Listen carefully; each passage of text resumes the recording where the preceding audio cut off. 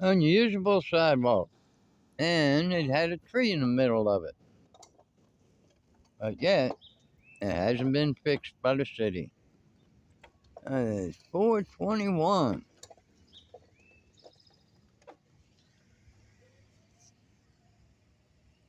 There's the address right there underneath the.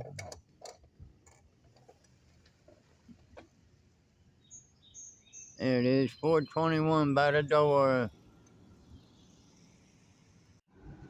Got 4 lime bicycles and a lipped bird, all on private property.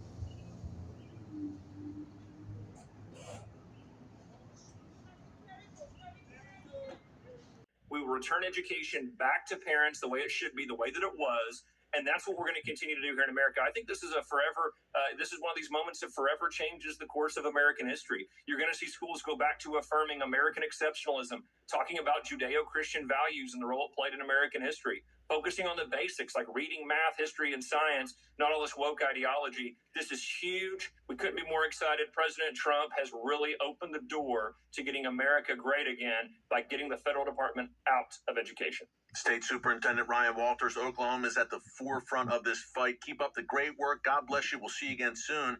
And coming up after the break, my thoughts on how we can stand against the madness. It's real simple. Find out next. I say it ain't easy being green. Kermit always says that. You got to believe Kermit. I'm talking about Al Green on the Democratic side, Marjorie Taylor Greene on the Republican side. That means Congress doesn't vote.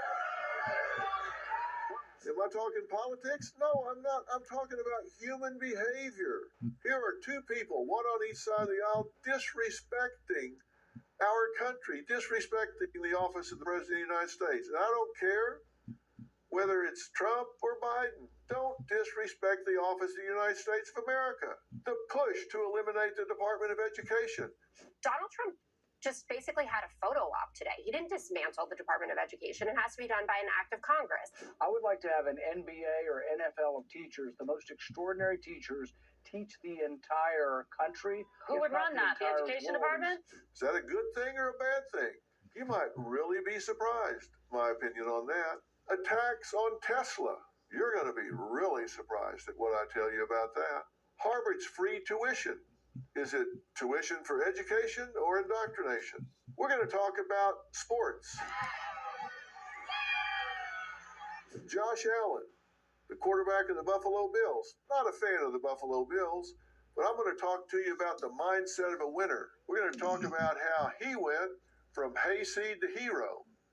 And take it from me, I grew up a hayseed, so I know one when I see one. And I also know a hero when I see one. Whether you're a Buffalo Bills fan or a football fan or not, this is a really special human being. Power. Now, Senator Josh Hawley raised this issue during a recent hearing, and he noted the country has never seen anywhere close to this amount of injunctions against a president. And he also noted the country had never seen a district court block a president through injunction until 1963. Even then, there were legal debates over this, and even then, it mostly disappeared until about 2015. Watch this.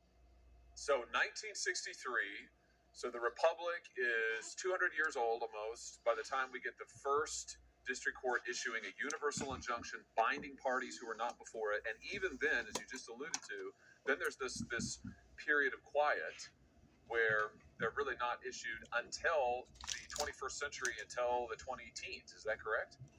That's correct. And then we see this explosion, as you can see in the chart behind me. In the Bush years, Bush 43, we have 6 universal injunctions binding non-parties. In the Obama years, we have 12. You referenced one of those cases, Professor Bray, in your opening statement, your written statement.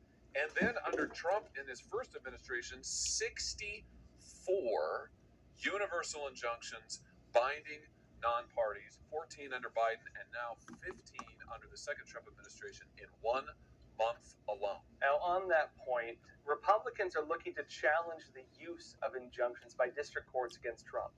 And one of the big cases they're focusing on is the blocking of Trump's deportation flights. Fox News said this.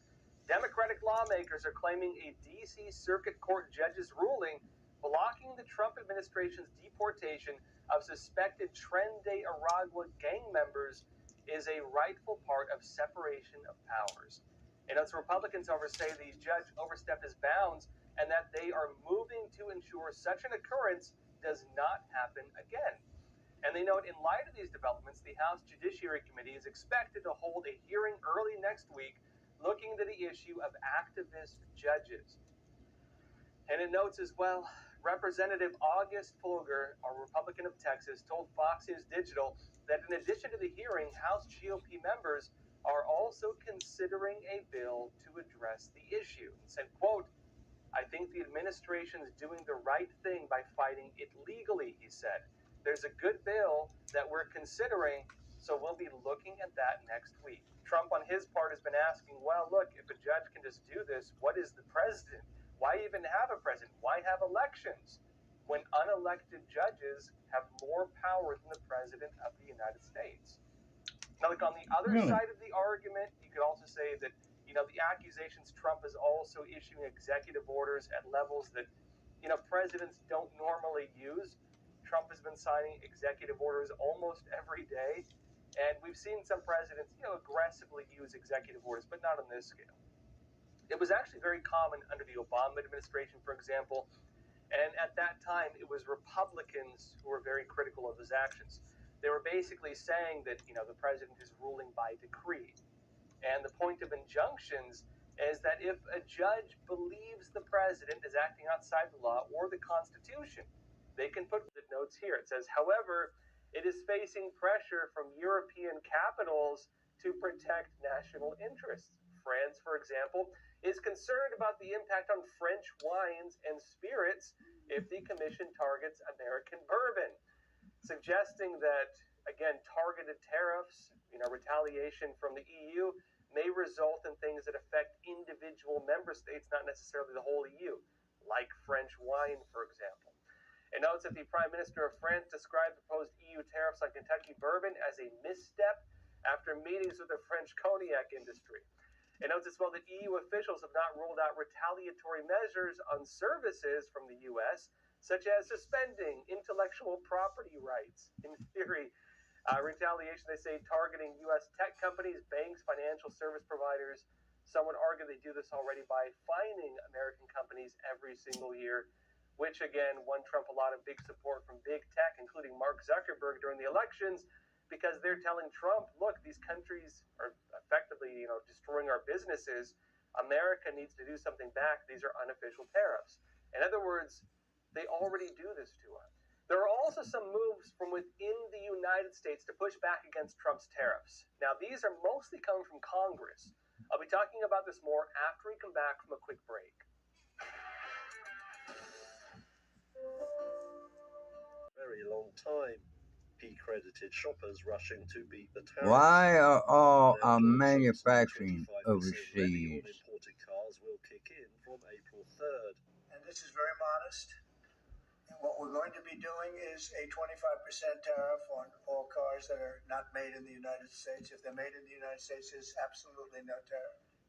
Analysts say that looks certain to drive a big spike in prices and a drop in sales as a result. The effect could be most pronounced for lower-cost vehicles, where profit margins are tighter. On Tuesday, Mercedes had to deny reports by Bloomberg that it would halt all imports of its low-end models. Now, the fear is that some Americans will be priced out of the market altogether, with the average selling price of a new car already nearing $50,000. If that drives buyers to look for used vehicles instead, That's the tariff we pay. could also jump. It Overall, costs you Tuesday's more figures to get show it from a US new foreign vehicle country. sales for the quarter hit 3.91 million units, or almost 5% up on this time last year. The president's Local fire officials are investigating along with the FBI and the Bureau of Alcohol, Tobacco, Firearms, and Explosives. A U.S. crashed into a home in Brooklyn Park, Minnesota over the weekend. U.S. Bank says the medical examiner has not officially confirmed Dolan was on board, but the company believes he was the victim.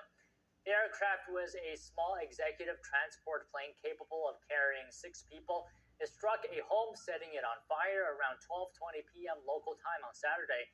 Are said to be intense, with bargaining chips such as a move to decrease or even abolish a British tax on US big tech firms. Britain's Office for Budget Responsibility watchdog said last week that high US import tariffs would harm the UK's economic activity, saying they could cut the size of Britain's economy by as much as 1%. British ministers have downplayed any immediate tariff retaliation against the US, arguing that a trade war is bad for global economic growth. Malcolm Hudson, NTD News. Stop charging A us collaboration tariffs. between a Chinese research institute and a tech company said it aims to implant brain chips into 13 people by the end of this year. If it happens, the project would overtake Elon Musk's Neuralink in collecting patient data. The director and chief scientist working on the semi-invasive Chinese brain chips said the company inserted brain chips into 3 people in the past month and will implant them in 10 more people this year. One of the companies is the Beijing-based Chinese Institute for Brain Research, and the other is China's state-owned New Cyber Neurotech. The director said next year's plans are to begin formal clinical trials in around 50 people. U.S. brain-computer interface company Synchron, whose investors include Jeff Bezos and Bill Gates, is currently the global leader in terms of human trials with 10 patients. Elon Musk's Neuralink currently has 3 people with its implant. Next, we have are still without power. If they stop seeding the clouds, that won't happen.